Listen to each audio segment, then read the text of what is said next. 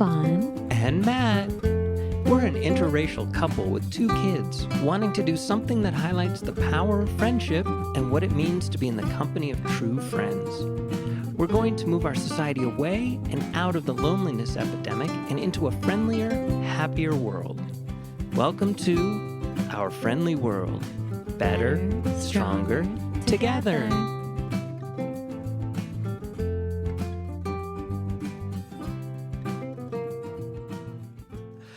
Is it wrong that I laugh at myself during sound check? No, it's really good. After.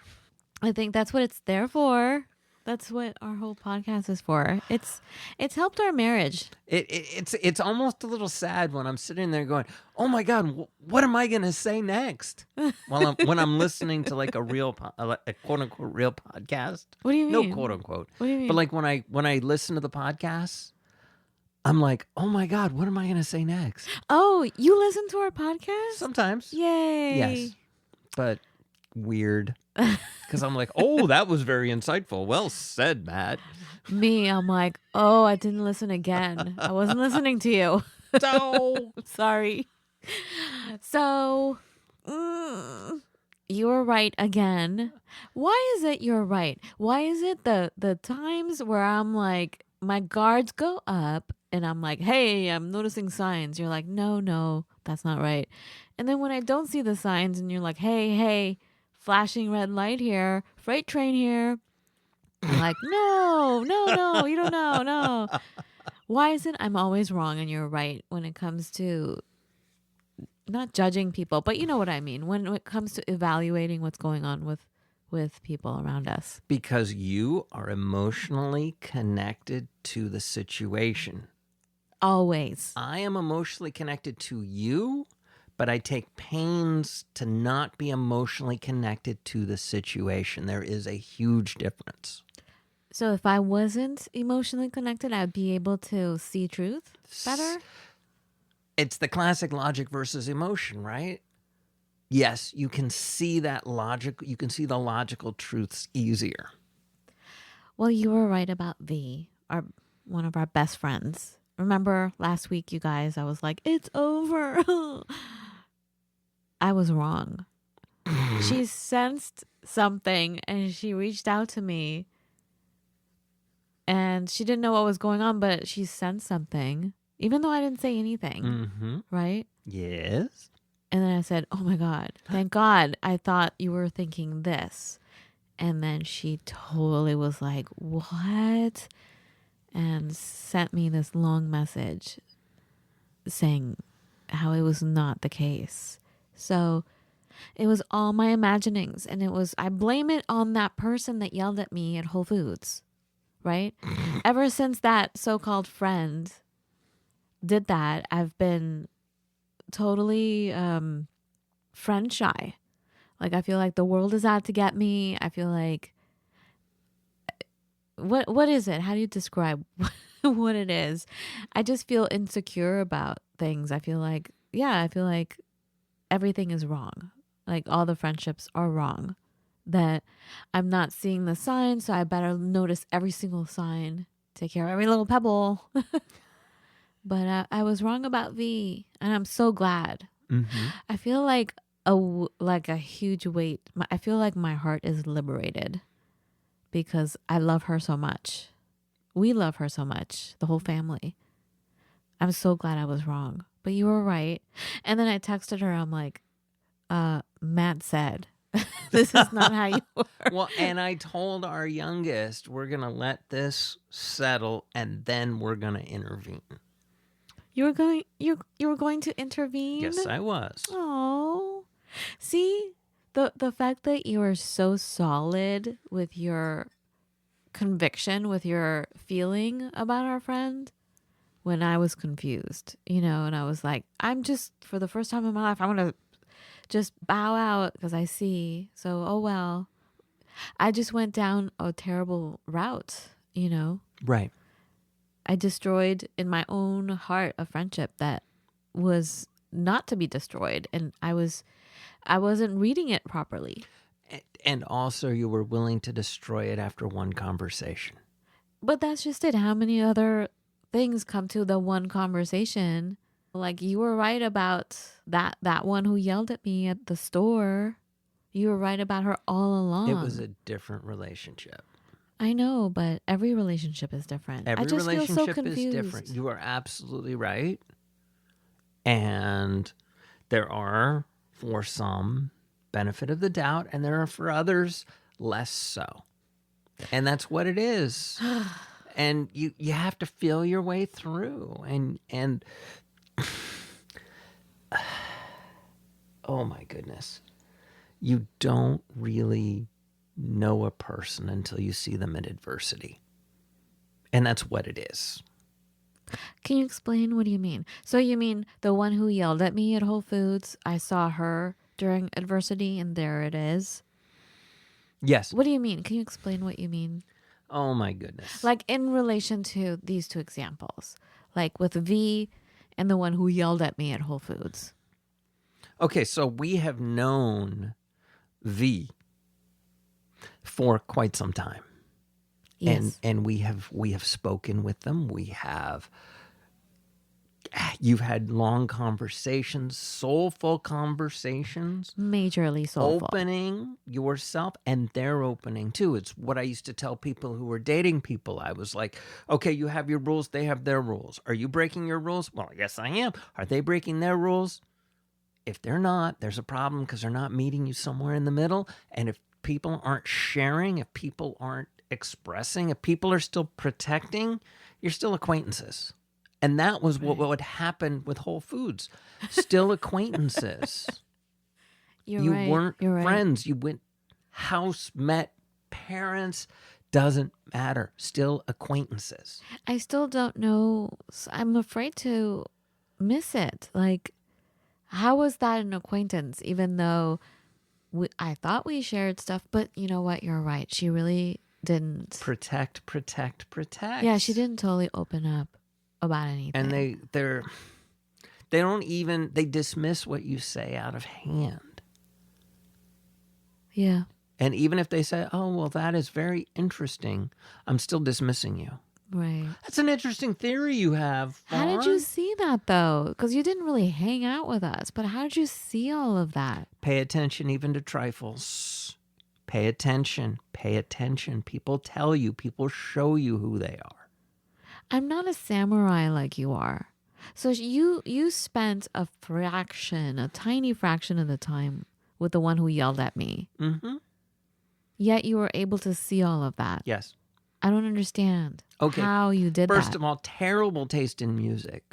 Ouch, honey. No, they have terrible taste in music. So that's the reason? And they didn't know the best song by the one particular artist that they were quoting. They had no idea. But you're talking about their husband, though. Yeah, and more, couples come as a set. Wow. And couples grow together. Couples get reinforced in their behaviors.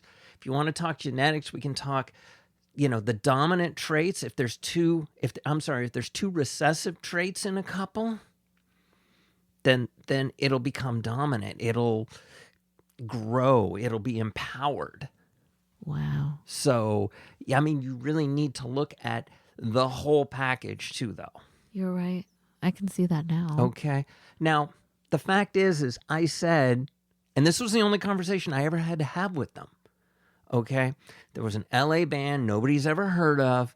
And I was like, oh my God, yeah, they had that one song that was really great. And I couldn't tell you anything else that they did. And I started like humming it. And they're like, no. They literally told me no. This is the one who yelled at me at Whole Foods. So weren't even willing to accept the reality that this song might exist. So closed-minded. Wow. Very set in their ways. Right. Right. Yeah. Yeah. Right? Yeah. But normally when I'm confronted with something like that, I'm like, oh, it's superficial. It's just music. I'm not going to use that against them. I'm not going to hold saying that they needed to agree with me that it was their best song. It was, but that's entirely beside the point. But the fact that they weren't willing to accept the fact that the song might exist, and this is an empirical truth. Wow. This isn't a play thing. This is like, it's like I tell people, like my acquaintanceship with people when we're getting more into friendship and like they throw out a fact, I'm like, I'm not sure that's true. And then I say, but truth is truth, so I'm going to find out. Truth is truth. And, they were so wrong. And that's all I needed to see because they weren't willing to accept a reality where maybe I was right. Uh-huh. Boom. Wow. But anyways. Yeah, you're right. You're right. Because and then V, on the other hand, takes us seriously in all things. Absolutely, yeah. And yes, and you can feel it. Even if there's a silence, you can feel like, oh, Matt's looking very, very smug right now. What? Now, why would I be doing that? Why am I still learning this? Why? Grasshopper? Stop it. I feel so sad that I feel so inadequate that I feel wrong all the time. Okay, one of the key things Miyamoto Musashi taught was that you can wield a sword with one hand. If you wield a sword with one hand, you have another hand. You have another hand to use a tool, and that tool is, of course, the wakizashi, the short sword. But you use all your tools. You use all of what you are all the time. Left brain, right brain, top brain, bottom brain, the whole bit. I don't know how. Well, you got to work on that. I don't know how. How am I supposed to say, okay, brain, what side are you working with now? And let's try this other side. I don't know how to do that. I am what I am. Like, how do you do that, Matt? Well, again, part of the Tao, T-A-O of Matt, is to do that. I perceive things which cannot be seen. I pay attention to trifles, etc. And we've gone over this like a million shows ago.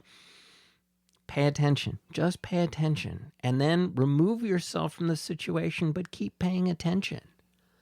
You know, if you were somebody like a foot behind you, could hear everything that's happening, how would you perceive the conversation? That's a key part. Empathy is a key part of emotional intelligence. You have empathy for days, but you can't distance your empathy from their empathy, from understanding where they're coming from, because you're just enjoying the endorphin rush. Dang.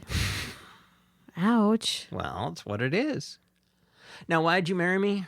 I mean, what? Well, variety of reasons, but one of the key reasons. See, if you ask me that, then I pay attention, yes. I listen, and I take you seriously. That's it. What do you want from a friend? Those same things. Right? Yes. Well, I got really lucky with you, honey. How'd that happen? Oh. I think in a past life, I was in trouble with a mob. And so I'm like, I hear nothing, I see nothing. Like, when you know what I'm saying? I think that's what it is. When someone says something or I notice something, I'm like, I didn't see anything. I've felt that all my life. Like, I didn't see that. I didn't see that. I don't want to get in trouble. I don't want to get into a confrontation. So I'm like, I didn't see that. I didn't feel that. I didn't hear that. La la la. I have to stop. I have to want to see it all. And it's ugly. It could be ugly, so I don't want to see it all, I think. That's the problem. You know, sometimes our friends do ugly things. Yeah. Yeah, but V doesn't. That she shows us. Okay. We're still in a quasi-honeymoon phase there, so don't get it too twisted. Okay. All right. Well, anyway, you're right. Friendship salvaged that I almost threw away for no reason. Well, the reason being because I was hurt by some fool who yelled at me at Whole Foods. Right. Right? I let it taint all my other friendships. Yeah. I mean, ever since then, have you noticed I don't hang out with anyone? I'm just like all work. Right? Yes. Unless I drag you out for coffee yesterday. That was fun. We made 2 new friends. All because I was brave. I noticed something and then I commented on it and I asked questions. And then we ended up having a long conversation with a couple next to us. They were so much fun. They were interesting. Okay, well, that's it, guys. I was wrong. Pay attention. Matt was right. Pay attention.